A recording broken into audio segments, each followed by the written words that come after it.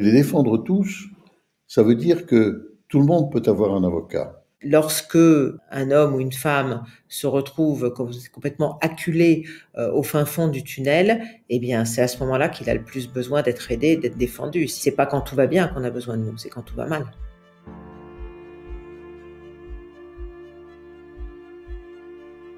Nous sommes au lendemain du Bataclan.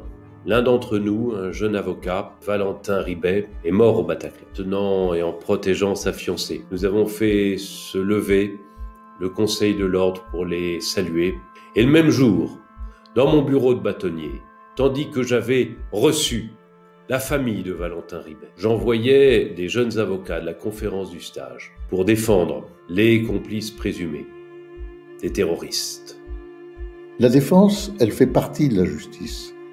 Sans défense, il n'y a pas de justice. Ce qu'on défend, ce sont les hommes et les femmes qui nous confient la défense de leurs intérêts, et ce ne sont pas les faits. On n'a pas besoin d'être amis ou d'aimer ou d'apprécier humainement les gens qu'on défend. Il ne m'appartient pas de faire un jugement moral de l'acte que la personne a commis. Car il ne faut jamais oublier que les faits, aussi odieux soient-ils, ils n'ont pas été commis par un monstre. Toujours garder en mémoire que c'est un homme ou une femme qui les a accomplis. Ils ont droit de s'expliquer, quoi qu'ils aient fait. Et il m'appartient de bousculer mes plus grandes certitudes, d'essayer de comprendre la personne que je défends, peut-être malgré elle, et en tout cas essayer de comprendre quelles sont les raisons de passage à l'acte.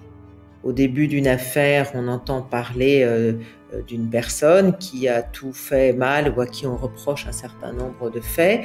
Au départ, il y a une victime et à l'arrivée, il y en a 20 qui viennent dire la même chose que la première.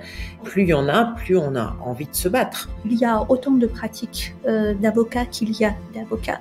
Et je crois que si un avocat est particulièrement perturbé, touché par l'acte commis par la personne qui sollicite sa défense, devrait évidemment renoncer à défendre cette personne. Ça m'est arrivé de ne pas défendre certains clients.